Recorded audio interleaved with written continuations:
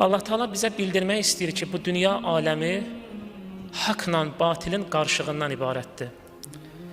Bu dünyada daima iki tərəf bir-birindən mübarizə aparır. Üçüncü bir tərəf yoxdur. İki tərəf var.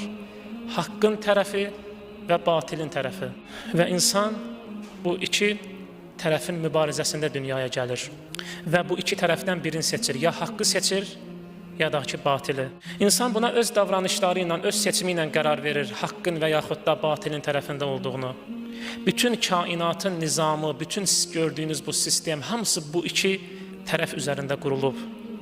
Haqqın tərəfi və batilin tərəfi. Allah Teala buyurur ki, əgər Allah istəsəydi sizin hamınızı bir yola yönəldərdi. Allah istəsəydi bir tərəf olardı, haqq tərəf. Başqa heç bir tərəf olmazdı. Amma Allah Teala belə istəmədi. Allah qərar verib ki, iki tərəf olsun və insan bu iki tərəfdən birini seçsin.